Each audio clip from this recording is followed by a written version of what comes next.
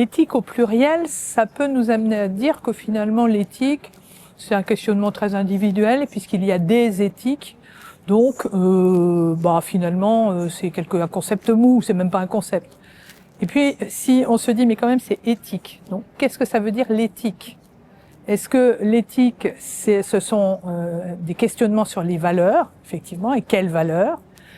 Et puis, par ailleurs, est-ce que c'est une question d'application, de questionnement au regard de nos valeurs sur ce qu'on est en train de faire, sur nos actions. Et c'est ça qu'on a essayé de faire ce matin. Les valeurs, on le sait bien, c'est le bien, le mal, l'attention à l'autre, le respect des personnes. C'est en éthique, on dit aussi la bienfaisance, la non-bienfaisance, la justice, par exemple. Et puis, dès lors qu'on le met au pluriel, ça veut dire qu'on se dit que c'est au-delà de concepts théoriques, c'est véritablement un engagement et un questionnement que nous devons pratiquer ensemble.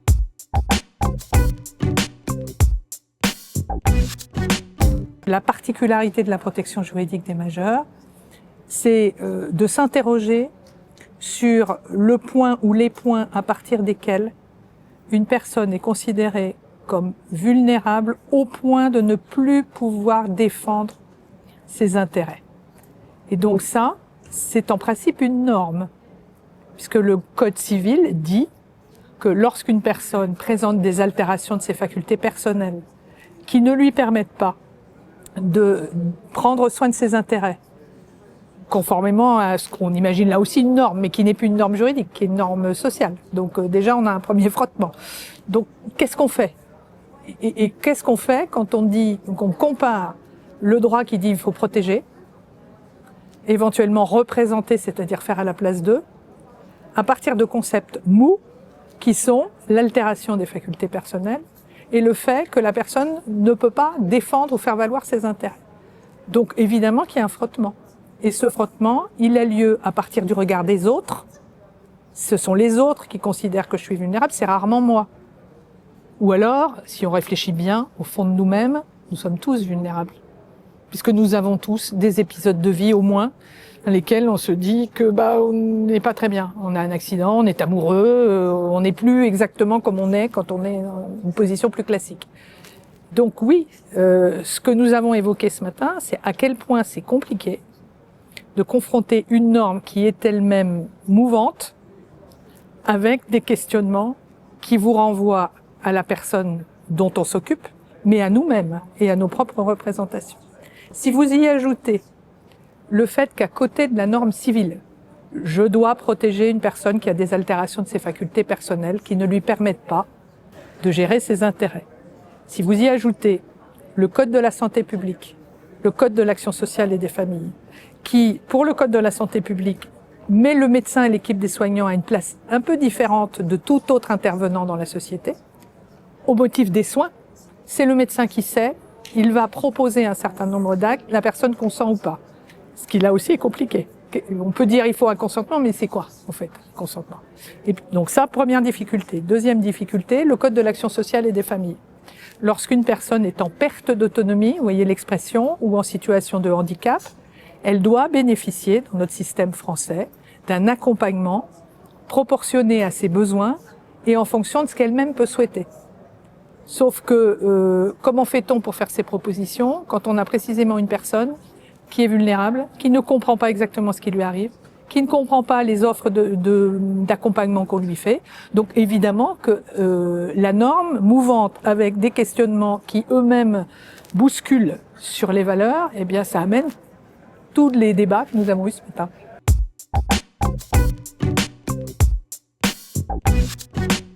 Oui, mais mal nommer les choses, je ne vais pas plagier Albert Camus, mais je pense que c'est extrêmement important d'être rigoureux et le plus objectif possible, même si l'objectivité, on sait bien, c'est très compliqué, mais sur ce dont on parle. Donc quand on parle mesures de protection, déjà on a une vraie difficulté parce qu'on entre par la protection. Or, ce sont d'abord des mesures de reconnaissance de l'égalité de la personne considérée comme vulnérable avec moi-même. Et ça, il y a beaucoup de philosophes qui, moi-même comme un autre, je ne suis pas philosophe, donc je ne vais pas donner des leçons de ce point de vue. Mais pour autant, je crois important de bien expliquer que pour pouvoir proposer des accompagnements, pour pouvoir proposer à une personne qui est dans la difficulté de l'accompagner un bout de chemin, voire de l'assister, c'est la curatelle, voire de la représenter, il faut d'abord la reconnaître. Pour la reconnaître, il faut déjà lui parler. Et donc, il faut lui parler avec des mots qu'elle comprend. Ça commence par là. Et si ensuite on lui explique que des mesures, on va lui proposer, sont des mesures qui s'appellent des placements sous curatelle ou sous tutelle, je vois pas très bien, moi, comment on résout la contradiction entre le respect qu'on doit à son interlocuteur et ce qu'on va lui proposer. Donc oui, on est toujours sur cette vraie difficulté parce qu'en particulier en France, malgré de nombreux travaux, et j'en ai fait certains, j'ai participé à d'autres, nous n'avons pas résolu cette question qui consiste à nommer les mesures de protection de manière non stigmatisante. Donc ça, on n'a toujours pas réglé.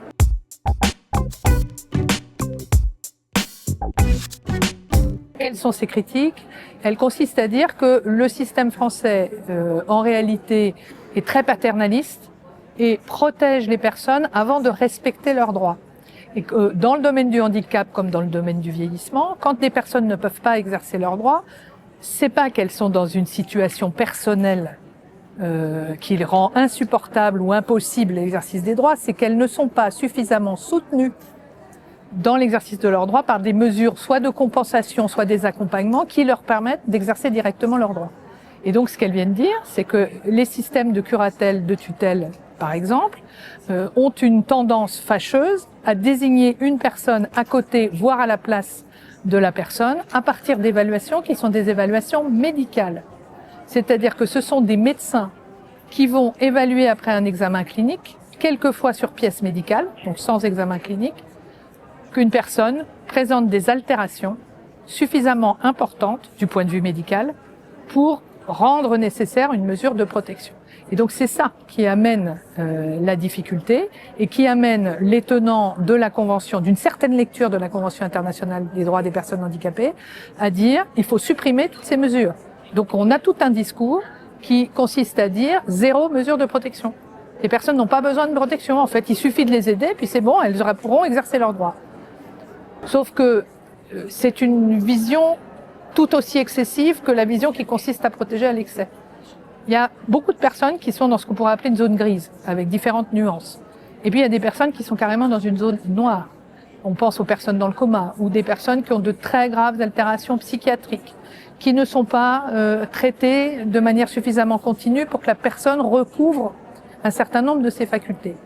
Est-ce qu'on doit dire que aucun dispositif juridique ne doit les soutenir pour qu'elles puissent avoir accès à leurs droits?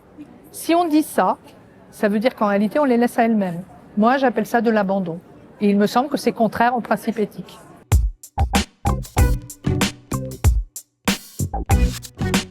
Ce qu'on a entendu ce matin, c'est que même si les normes, en termes d'étiquette, en termes de réglementation, ne bougent pas beaucoup, elles bougent un peu, mais pas beaucoup, en revanche, les pratiques bougent. Et les pratiques bougent parce que le questionnement éthique des acteurs se met en place. Alors, on peut se poser une autre question. C'est, est-ce que le questionnement éthique n'est pas trop ouvert? Parce que finalement, est-ce que tout est éthique? Moi, je crois pas. Je crois que les questions éthiques, ce sont des questions franchement sérieuses, sur des questions fondamentales de positionnement des uns par rapport aux autres. Et parfois, dans les pratiques professionnelles, ça n'est pas une question d'éthique, c'est une question déjà de compétences, de collaboration dans le bon sens du terme avec d'autres acteurs pour faire des propositions qui fassent sens à tout le monde, à la personne, à ses aidants, mais aussi aux intervenants bénévoles ou professionnels.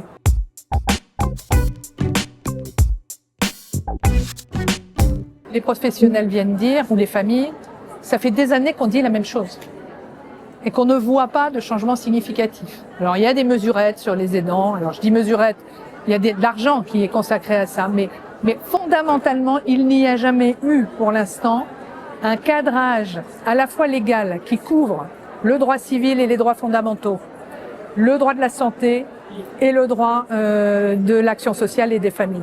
Si déjà on articule un peu mieux tout cela et qu'on le traduit en actions concrètes, et ça s'appelle la protection sociale au sens large, nous prévoyons aussi des financements Et donc on est dans une société dans laquelle il faut s'interroger.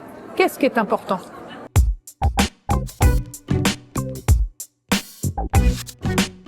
En 2024, il y a plein de contraintes budgétaires, le déficit, la guerre à nos portes. Voilà, enfin, il y a énormément de sujets. Mais le sujet de la vulnérabilité d'un certain nombre d'entre nous, qu'ils soient enfants ou qu'ils soient adultes, puisqu'on parle des adultes, c'est un sujet majeur. Si on ne s'occupe pas des plus fragiles d'entre nous, ils vont s'occuper d'eux-mêmes, ou s'ils ne le peuvent pas, comme je l'ai dit tout à l'heure, ils seront abandonnés. Et les familles et les aidants seront elles-mêmes en difficulté. Et puis au bout de la chaîne, n'oublions jamais que ce sont des proies extrêmement faciles pour la maltraitance et pour les abus.